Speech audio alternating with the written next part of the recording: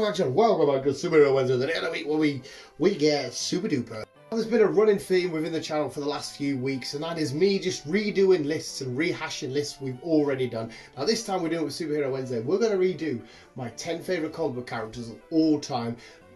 Just Marvel and DC. I mean, I could have included people from like the IDW stuff, the Dark Horse stuff, the bloody Sonic comics, the Pokemon, whatever. Marvel and DC we're going for. Basically, we're going to count down my 10 favourite comic book characters of all time, redone, rehashed. There's probably a few changes. There's obviously quite a few non-changes. But anyway, I want to know your favourite comic book characters ever, regardless of where they're from. In the comments below, please let me know. And let me know what you think of my list. And I thought it was time we redid this because some stuff has changed, some stuff hasn't changed, some stuff will never change. Here's my 10 favourite comic book characters of all time. And if you do enjoy the video with the shenanigans, let's start. Here's our featured Joker. Joker is such a fascinating, unique, beautiful, somewhat unexplained and really unexplored character. And with the terms of like the new Joker film we've just got, he is just skyrocketing. He is so fucking awesome.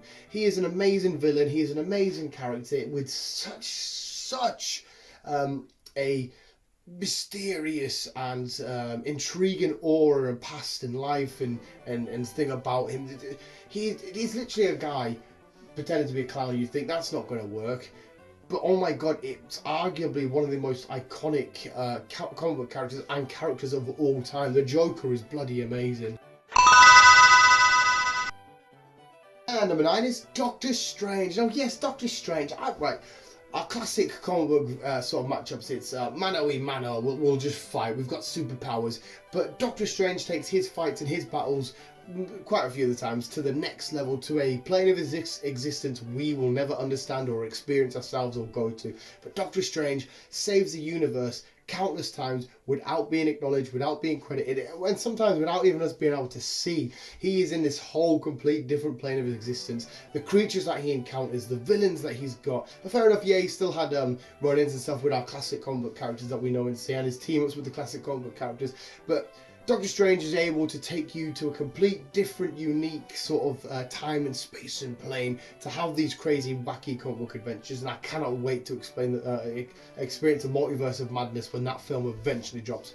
But and Benedict Cumberbatch, awesome as Doctor Strange himself. Doctor Strange number 9. Number 8 is Daredevil. Yes, the devil from Hell's Kitchen. I've always loved Daredevil purely because he shares a similar sort of life-ish somewhat. Well, Daredevil does, not so much Matt Dern, but Daredevil serves has a similar sort of life to Spider-Man, similar villains, similar sort of areas and territories. They cross between each other so many times. But Daredevil's a really cool character. Why? Because it's not just here's a guy, here's a person, here's an alien, here's a whatever, give him loads of cool powers, away you go. He starts off with a disadvantage, and that's not being able to see. Yes, in the comics and stuff, his other senses get heightened, which then help him, but it's still a disadvantage. If he had sight still, he would probably, well, maybe not do so much better, because like I said, the other senses help him out. But if he had sight, he definitely would be able to do maybe a little bit more. But the guy is fighting criminals and all these different peoples and organisations and stuff blind. It's fucking awesome. His backstory is amazing. The fact that when he is Matt Murdock, he just wants to be the good lawyer and always fight for justice. When he is Daredevil, he has to go to places and breach that place where the law restricts Matt Murdock to go to, and he'll do what he needs to do to get the job done. The Devil in Hell's Kitchen is just fucking awesome. Plus, it's one of the fucking coolest suits and logos ever. It's 2Ds. Everyone likes 2Ds. It's Mr. Oliver Queen, who shot up the rankings purely because of the Arrow show. I've always liked Green Arrow. I always thought he's a much better Hawkeye. I've always thought he is probably the best archer in all of comic books history. But the Green Arrow show came out, well, Arrow I should say, sorry, and I just fell in love with him even more, whether that be because of Stephen Amell's acting and portraying the character or the stories they had in there. But I just love the Arrow. I think the Arrow is so cool. I've always had a big place in my heart for heroes that have no powers, it's just them. Yes, he's got a bag of money and all that stuff, but again, just like Daredevil and Spider-Man sharing similar sort of things, he shares a lot of things with Batman and Bruce Wayne, villains and stuff, even Oracle, well, not so much Oracle, well, kind of on the same sort of beat. But his whole backstory of being on the island, coming back, you have failed this city, just a rich, snobby dickhead that didn't give a crap about anything. Then certain circumstances and events happen in his life, and he comes back as the Green Arrow, ready to kick ass, ready to save Starlit City, or if you're sure, Star City. But yeah, fucking awesome. I love the guy with the bow, the green bow that is. Star-Lord, yes, I know they explored him having powers and stuff in the second Guardians of the Galaxy Volume 2 film, but a good majority of stuff he's just been Star-Lord, just a regular guy. I love a character that's goofy, silly, somewhat seems a bit selfish and not really out to do good, but ultimately in his heart of hearts he is a good person and he will always do good. And again, this character is definitely 100%, without a shadow of a doubt, jumped up the rankings because of the performances Chris Pratt gives to Star-Lord. I didn't really care too much about Guardians comics. Films come out, and obviously I did have some, I did read some, but the films come out and then I read them a hell of a lot more and a lot heavier because I thought, wow, Chris Pratt's given another layer and another look at this character, which I've never really given before. So credit to Chris Pratt for doing that to me. I don't know if he's done it to any of you out there before. But yeah, now I see Star-Lord in a completely different light. The fun loving, the music playing, the happy-go-lucky sort of just trying to do what you can. Like, I mean, he's face to face with Thanos and he talks shit to him and stuff. Star-Lord's awesome. The Dark Knight Batman. One of the, maybe the most recognisable comic character of all time. Batman is a guy that's always been a good guy, but has the death of his parents happen to him, and he then wants to go out of his way, out the reaches of the law, to bring justice to anybody that breaks a single rule. All he wants to do is protect and help people, but he has absolutely no restrictions. Yes, he's not supposed to kill, but his history, his whole lineage, his legacy is absolutely outstanding. Clashes with the Clown Prince of Crime, Ra's al Ghul, Batman. It wasn't just Bronze that beat the Bat. The different Robins we've had, the Bat family extended to Nightwing. Batman's got such a beautiful and amazing history, and what he's done for comics is absolutely outstanding. What he's done for films with the Dark Knight trilogy, and even the Batmans that come before him, George Clooney a bit here, but they helped peg the way, truly peg the way. The Dark Knight, the great detective, the world's greatest detective, is just so fucking outstanding. To really see the Batman and Bruce Wayne as two different people, because we look at them and see them as two different people, is outstanding. And to still keep trying to save Gotham after being such a shithole and full of crap, that's got to do something. Plus, a lot of his battles are all to do with the battle of the minds, like, you know, with the Riddler, even with the Joker, and when he went up against Bane and stuff.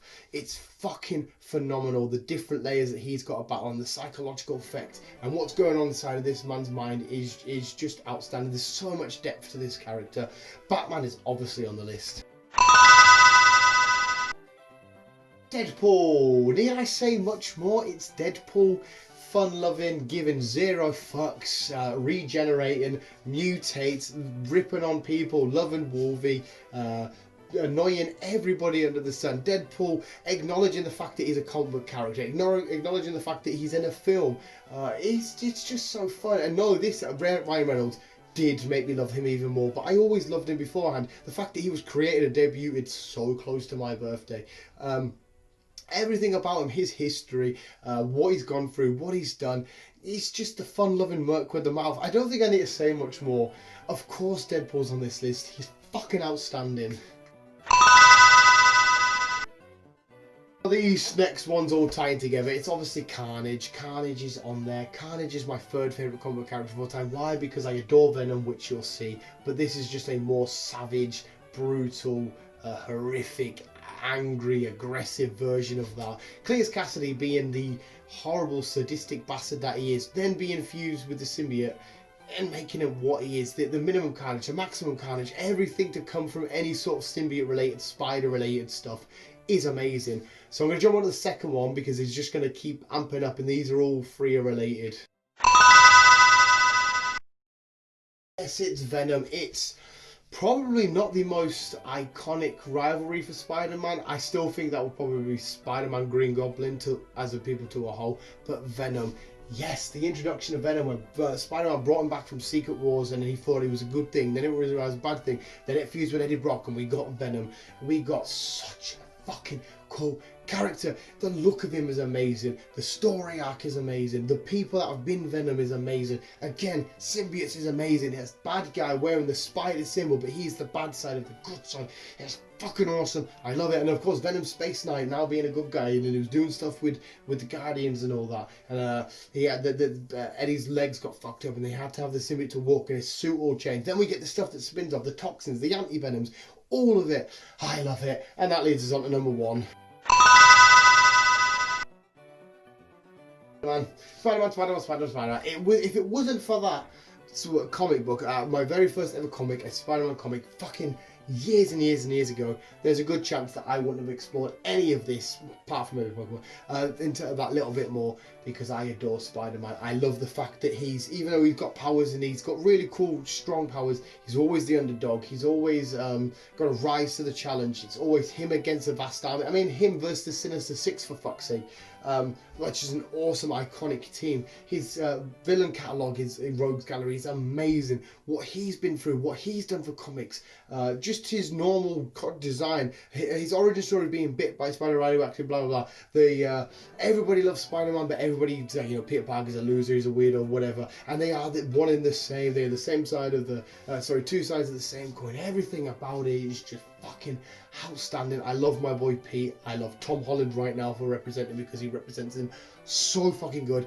Anything Spider related automatically wins to me. I've chatted enough so much about Spider-Man before on the channel. I'll shut up. But there is actually a video of why I love Spider-Man and why he's my favourite.